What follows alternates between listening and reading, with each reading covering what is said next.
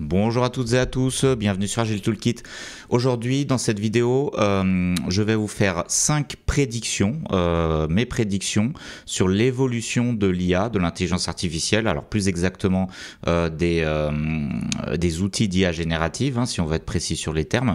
Je vais vous faire des prédictions sur l'évolution de ces produits-là dans les 10 ans à venir. Voilà, on va pas aller au-delà de 10 ans, c'est déjà pas mal. Et en plus, ça vous permettra, ça nous permettra de vérifier si la chaîne existe encore dans 10 ans. Bon, on ne sait pas, c'est quand même dans assez longtemps, mais ça permettra de vérifier si je ne m'étais pas trompé sur ces prédictions.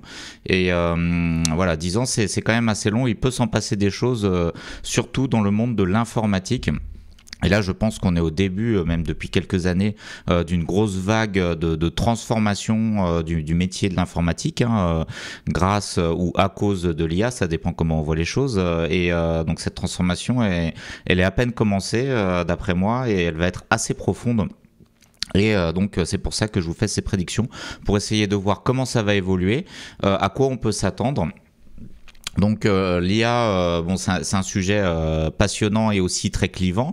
Il y a deux extrêmes. Il y a ceux qui estiment que l'IA c'est nul, que ça fait des erreurs, que c'est juste un gadget, un nouveau gadget, et que c'est même une bulle, et qu'ensuite la hype, comme on dit, va retomber, un peu comme pour le Bitcoin, les NFT, tout ça, et que dans quelques années on n'en parlera plus trop.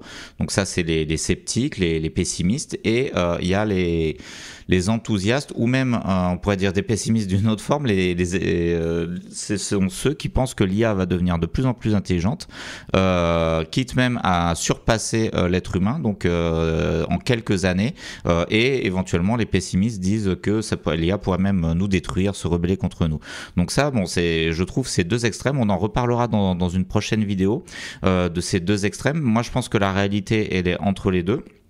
Donc l'IA, je pense pas qu'elle va devenir plus intelligente que nous, et je pense pas que c'est seulement un gadget non plus, c'est quelque chose de super et qui va quand même apporter beaucoup de choses et transformer beaucoup de choses, notamment dans les métiers de l'informatique.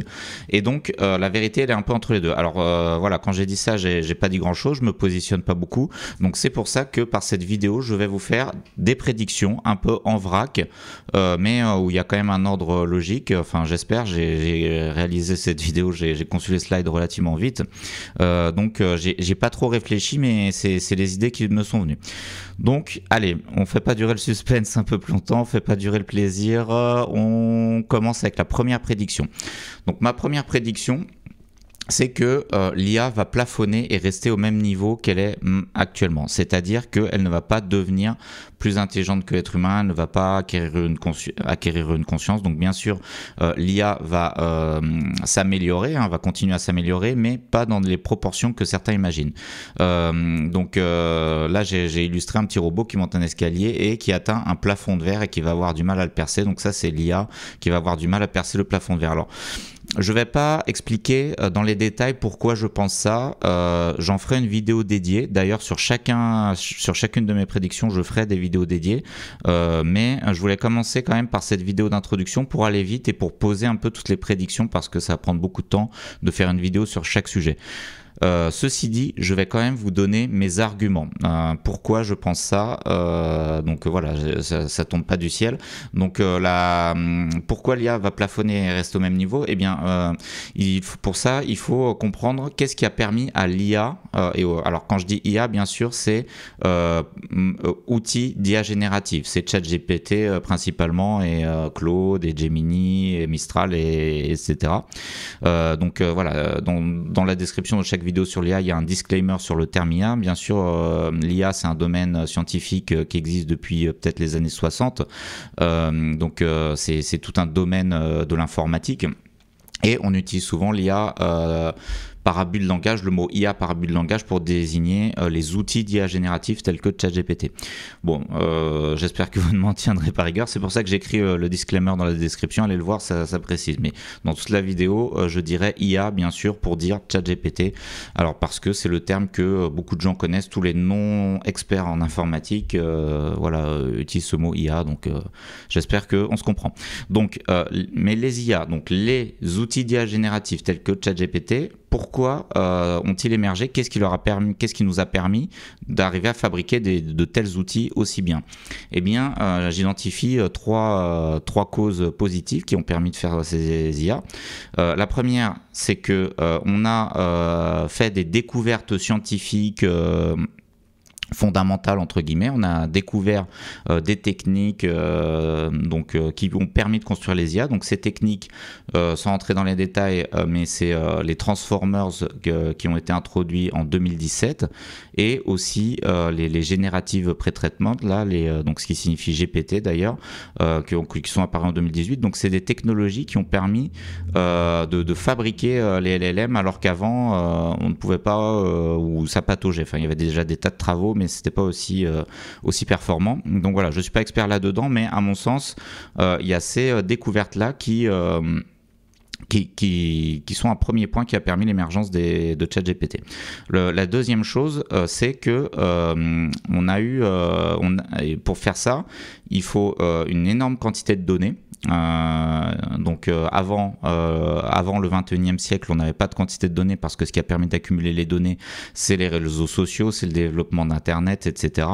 Mais quand il n'y avait pas Internet, donc avant le 21e siècle, dans les années 90, Internet était peu développé, il y avait peu de quantité de données. Donc les IA, elles sont alimentées à partir de quantités astronomiques de données, vraiment des téraoctets, des pétaoctets, je sais même pas quelle quantité, mais bon, on donne, pour fabriquer un LLM, on utilise à peu près toute la connaissance de l'humanité, donc ça représente quand même une grande quantité de données, et pour manipuler ça, il faut une énorme puissance de calcul, des super ordinateurs hyper puissants pour pouvoir entraîner les modèles. Eh bien, pourquoi je pense que l'IA va plafonner? Parce que les découvertes, pour que l'IA progresse, il faudrait soit qu'il y ait des nouvelles découvertes supplémentaires, des grosses découvertes, soit que la puissance de calcul augmente drastiquement, que la puissance de calcul des ordinateurs augmente beaucoup, soit qu'on ait plus de données, qu'on arrive à fabriquer plus de données. Et en fait, il faudrait certainement au moins ces trois choses-là en même temps. Si on n'a qu'une des trois choses, on peut imaginer que l'IA va pas devenir assez intelligente que ça, va pas progresser tant que ça. Bon, alors pourquoi je pense pas que ça va arriver ces choses-là? Pourquoi je pense que l'IA va plafonner? Parce que les futures découvertes, c'est incertain, on peut pas miser dessus. Et quand on regarde l'histoire des sciences, on peut avoir l'impression que c'est continu, mais dans un domaine donné, ça prend beaucoup de temps de faire des grandes découvertes. C'est assez espacé dans le temps, ça prend parfois des décennies. Et pareil, là, les découvertes qui ont été faites, qui ont permis l'IA, c'est le résultat de décennies de travail, de chercheurs, etc. Donc, on ne peut pas tellement miser à court terme sur des grosses découvertes, même si c'est pas impossible, bien sûr. Autre point, la puissance de calcul. Elle augmente pas tant que ça parce que je sais pas si vous connaissez la loi de Moore, mais qui dit que la puissance de calcul double tous les 18 mois. Bon, il y a plein de formulations possibles, mais en fait ça fait longtemps qu'elle n'est plus vérifiée et donc même si la puissance de calcul augmente, on arrive à certaines limites techniques, technologiques dans la fabrication des processeurs. La finesse de gravure n'est pas donc on augmente la finesse de gravure mais moins vite qu'avant. Il y a des difficultés technologiques et donc les processeurs continuent d'augmenter en puissance, mais pas aussi rapidement qu'auparavant, pas aussi rapidement, et ça va peut-être s'arrêter jusqu'à ce qu'on découvre une nouvelle technologie, mais pour l'instant, il n'y a rien de très concret. Donc voilà, à court terme, dans les 10 ans à venir, je ne pense pas que la puissance de calcul va augmenter tant que ça. Et ensuite les données, eh bien c'est simple, on a déjà donné toutes les données de la Terre dans les LLM, on a déjà tout mis, donc je vois pas comment on va pouvoir créer une énorme quantité de données supplémentaires. C'est pas impossible, il se crée toujours un peu de données, etc. Mais à chaque fois on recrée toujours les mêmes choses, donc faudrait des données nouvelles, des nouvelles approches, et là aussi je pense que on atteint un certain palier. Donc bien sûr, va quand même y avoir des évolutions, on va quand même s'améliorer, mais pas grandement. C'est pour ça que même s'il va y avoir des petites évolutions d'IA, je pense pas que l'IA va devenir tellement plus intelligente qu'elle ne l'est maintenant. Alors au moment où je tourne cette vidéo, il y a GPT-5 qui est sorti, je ne l'ai pas encore essayé, ChatGPT, pardon, GPT-5, donc je ne l'ai pas encore testé, j'ai vu passer quelques reviews, apparemment c'est décevant. Alors je ne sais pas, mais c'est normal, hein, c'est logique, et même presque toutes les sorties d'IA, en fait, les modèles n'ont pas l'air tellement plus intelligents que ça. Hein. Déjà, je me souviens, j'ai commencé, je pense, à utiliser ChatGPT avec GPT 3.5. eh bien c'était déjà très bien. Et même si c'est mieux, ça s'est amélioré, bah, c'est pas non plus incroyablement mieux. Enfin voilà, bon après tout se discute. Alors dites-moi dans les commentaires si jamais vous n'êtes pas d'accord ou si vous avez d'autres arguments pour ou contre dans le même sens, etc. Bien sûr, tout en étant respectueux. Donc ça, c'est ma première prédiction. L'IA va plafonner. Deuxième prédiction, on aura toujours besoin de bons développeurs. Donc ça, c'est un sujet. Est-ce que l'IA va remplacer les développeurs? Donc il y en a qui disent que l'IA va remplacer les développeurs, qu'on va tous être au chômage. Enfin, je me mets dedans même si je suis plus développeur depuis un certain temps. Eh bien, moi, je ne pense pas que l'IA va remplacer tous les développeurs. Et notamment, je ne pense pas, d'après ce que je viens de dire précédemment, comme l'IA va plafonner, elle ne va pas devenir aussi compétente qu'un développeur compétent expérimenté. Alors ça peut paraître contradictoire parce que sur la chaîne, je vous ai mis ici des vidéos, je fais des vidéos de vibe coding où je code des petites applications avec l'IA et ça marche vraiment super bien. Donc allez voir ces vidéos si ça vous intéresse. Donc pour des petites applications web, des petites applications gadgets pour l'agilité, ça fonctionne très bien et là c'est hyper efficace. Sauf que ça c'est des toutes petites applications qui font moins de 500 lignes de code, qui sont très simples. Voilà, une roue des prénoms, c'est une roue qui tourne voilà, aléatoirement. On a fait une petite application pour estimer des user stories avec la méthode extrême cotation.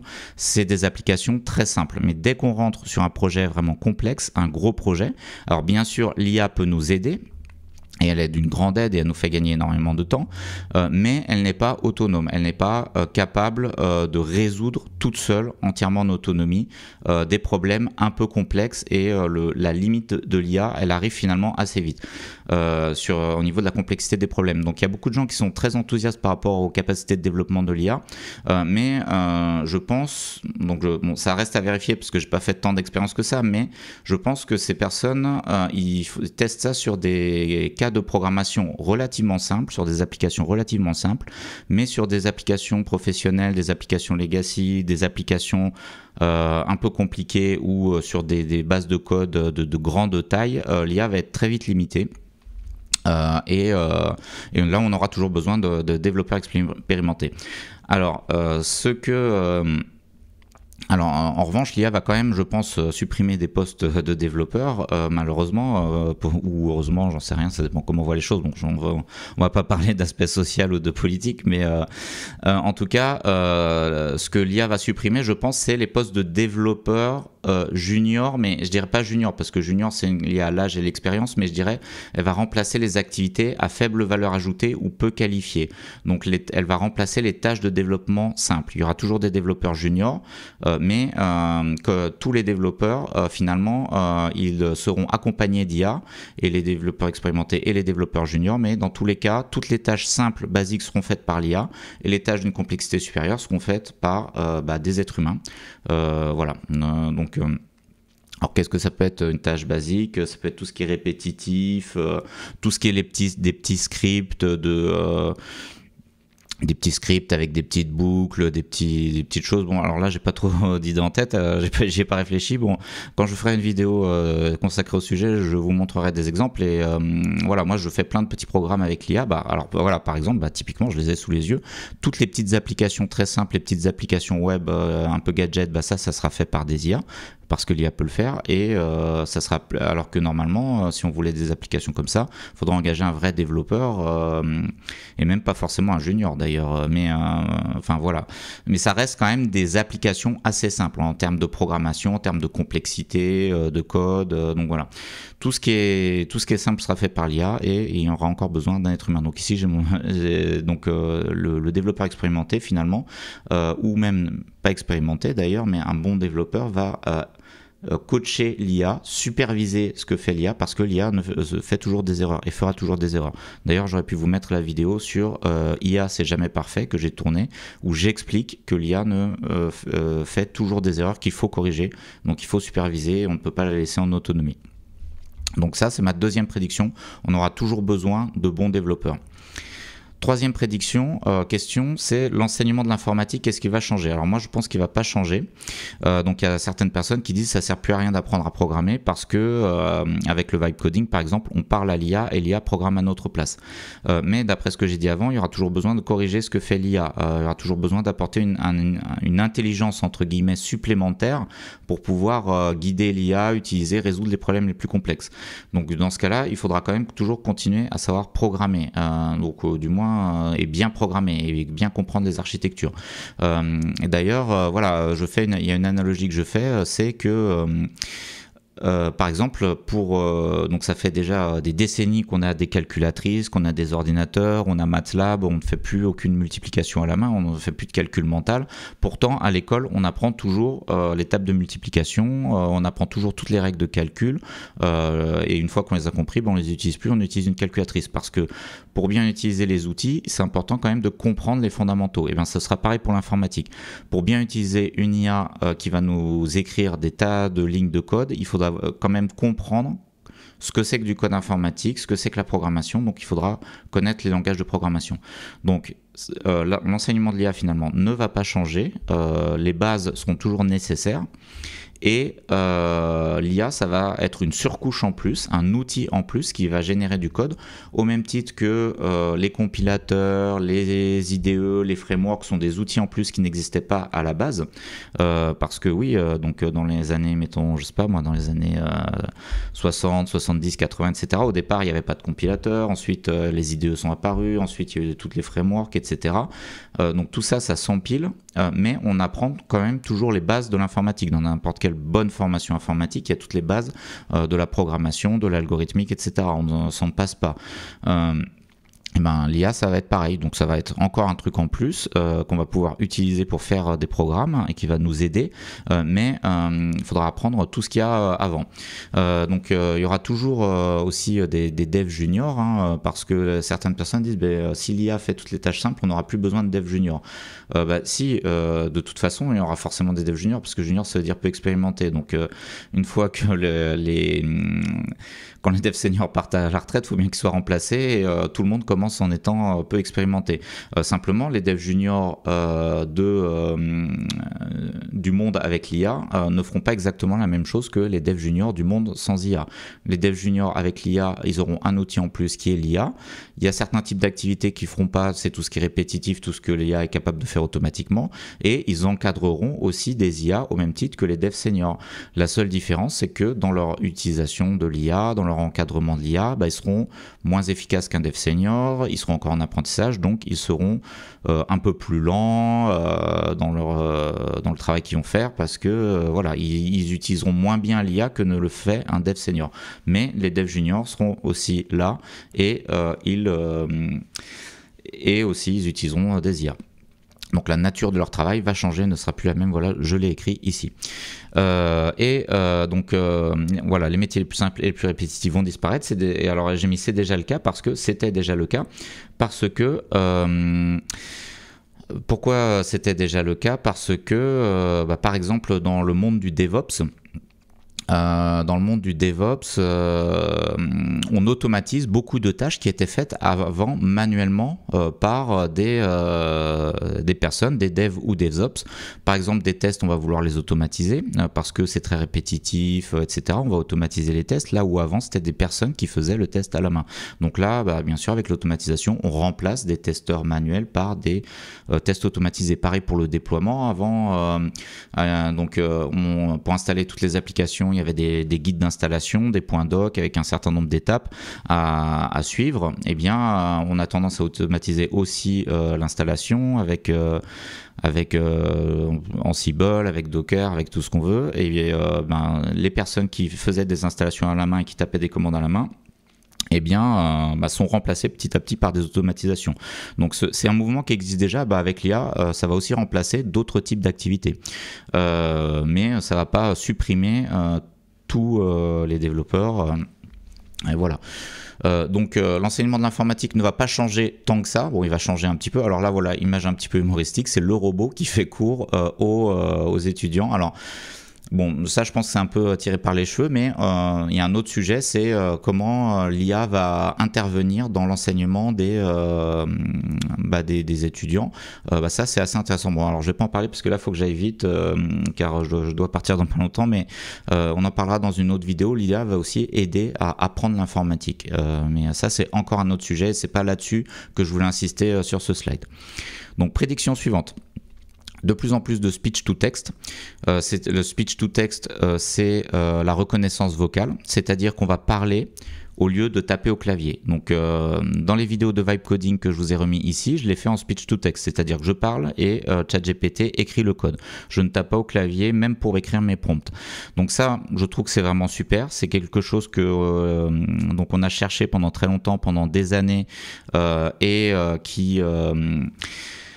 et bon, qui ne marchait pas ou qui marchait pas très bien ou qui était perfectible. Et là, là aussi, c'est OpenAI avec Whisper qui a sorti une reconnaissance vocale extraordinaire qui marche super. Donc, on est capable maintenant de contrôler, du moins, on va être capable de contrôler de plus en plus de choses à la voix. Regardez ce développeur, là, il est dans son canapé et il parle à son ordinateur. Donc là, j'ai voulu mettre des fenêtres un peu qui flottent à la Minority Report où le code s'écrit. Bon, alors voilà, ça c'est un peu futuriste. Mais en fait, donc je pense que oui, il y aura du speech to text un peu partout. Ça se développe par exemple, vous savez, sur WhatsApp, des fois il y a des gens qui envoient des messages vocaux parce qu'ils n'ont pas le temps de taper au clavier, etc. Sauf que les messages vocaux, moi j'ai jamais trop aimé parce que il faut les écouter avec le téléphone, il faut être dans un environnement où il n'y a pas d'autres personnes si on ne veut pas déranger les gens, donc on ne peut pas forcément toujours écouter le message vocal. Sauf qu'avec le speech to text, donc la personne qui ne veut pas taper au clavier ou qui ne peut pas, elle va parler. Et ça, au lieu d'envoyer un message vocal, ça va envoyer un message textuel. Et donc là, voilà, on réconcilie un peu les deux mondes. Et donc, on peut, au-delà de la programmation, on va pouvoir prendre des notes en speech to text, enregistrer des réunions. Donc, il y a déjà des tas de produits qui le font. Donc, je pense qu'il y aura du speech to text partout et qu'on va contrôler énormément de choses en speech to text. Et donc ça va avoir une conséquence, une première conséquence sur les développeurs front, c'est-à-dire qu'il va y avoir moins de développeurs front. Moins de développeurs front, alors c'est un raccourci. Alors c'est que donc les interactions homme-machine vont plus seulement passer par des sites web ou des applis mobiles sur téléphone où on va bouger, cliquer sur des choses, etc. Beaucoup de choses vont pouvoir se faire uniquement à la voix. Donc ça va rajouter un nouveau type d'interface homme-machine qui sera la voix. Et donc le monde du développement front, il y aura certainement moins de sites web où les IHM vont changer, je pense, radicalement parce qu'il y aura cette nouvelle possibilité. Donc le métier des développeurs front va changer ou par exemple le front traditionnel web ou même le dev mobile, je pense, va changer aussi. Donc il y aura probablement moins de développeurs web et moins de développeurs mobiles parce qu'il y aura moins de sites web ou moins d'applis mobiles, ou du moins ça va être transformé. Donc les développeurs web mobiles vont devoir intégrer le speech to text et transformer leur métier pour que les IHM prennent en compte la voix et ça va certainement devenir un mode de fonctionnement principal pour communiquer avec des applications. Ensuite, donc point suivant qui est aussi lié, donc le front va changer radicalement. Pourquoi ? Eh bien, alors là j'ai mis un marchand de glace parce que je vais faire l'analogie avec le site de vente et comme il fait très chaud en ce moment à Toulouse, j'avais envie de manger une glace. Donc avant, pour acheter quelque chose, on allait sur internet. Alors l'exemple le plus crédible quand même, c'est un exemple concret que j'ai vécu dans mon vécu très récent. Je voulais acheter une imprimante. Alors avant, pour acheter une imprimante, on allait sur Google, on mettait imprimante et on cliquait sur tous les sites de vente d'imprimantes. Alors ne serait-ce que pour choisir un modèle, fallait aller sur des sites de comparatifs, par exemple les numériques ou des sites comme ça, et on étudiait. Et bien là, pour acheter une imprimante ou n'importe quoi d'autre, on demande à l'IA, je veux une imprimante pour un usage professionnel, je veux qu'elle fasse le recto verso, je veux un avaleur de feuilles, je veux pouvoir imprimer des photos ou ceci, cela. On dit à l'IA, à ChatGPT, tout ce qu'on veut en termes d'imprimante. Et ChatGPT nous propose directement des modèles qui correspondent à nos critères. Donc on n'a plus à rechercher. Et en fait, finalement, je ne suis allé sur un site de vente que pour l'achat final de l'imprimante. À terme, certainement, peut-être que ChatGPT proposera d'acheter directement dans ChatGPT les imprimantes qu'elle m'a recommandées. Donc, ce que ça veut dire que les sites de vente vont aussi évoluer. Il y aura peut-être beaucoup moins de sites de vente. Peut-être que toute la navigation web, peut-être même un jour, va passer par IA et on ne sortira plus de notre IA favorite, ChatGPT, Claude, Gemini, Grok, Mistral, et on n'ira plus sur les sites web comme avant. Donc ça, c'est une évolution importante, et donc il y aura peut-être moins de sites web, peut-être qu'on sera plus contraint par des plateformes d'IA, et qu'au lieu de programmer des sites web spécifiques, on programmera soit des GPT custom, ou soit même il n'y aura plus que le back-end qui restera, et ChatGPT ira directement dans les back-ends des vendeurs d'imprimantes ou de glace ou de chaussures ou d'habits, et peut-être qu'on ne passera plus par les sites web. Donc ça, c'est encore quelque chose qui va vraiment beaucoup changer le surf sur les sites internet. Dernière prédiction, de l'IA partout, parce que c'est très accessible, c'est très versatile, c'est très tout-terrain. L'IA, ça permet de faire un peu tout un tas de choses, et aussi c'est pas très coûteux non plus. Donc il y a une vidéo sur la chaîne qui explique le principe de l'API de ChatGPT. Donc ça, c'est vraiment une vidéo assez importante, fondamentale.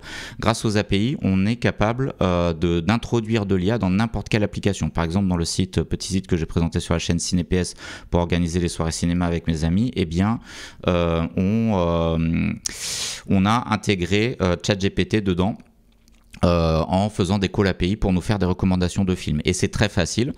Autre point qui favorise l'introduction de l'IA dans un peu toutes les applications, c'est en réalité le faible coût. Bon, je ne vais pas développer sur le coût de l'IA parce que là je suis déjà en retard, mais en fait dans cette vidéo où on a testé Oyama en local, on a vu qu'on pouvait faire tourner un petit LLM sur l'ordinateur, sur n'importe quel ordinateur, enfin bon, pas n'importe lequel, mais un ordinateur pas très puissant. Je l'ai fait tourner sur un laptop par exemple, et ça fait des résultats qui sont pas ridicules, et avec les évolutions, les améliorations, en fait on pourra avoir des IA locales dans un téléphone, etc. Donc ça existe déjà même, et donc on va être en mesure de faire tourner des LLM en local sur n'importe quelle machine. Donc moi ce que je vois, c'est qu'on va mettre de l'IA partout, par exemple dans les frigos.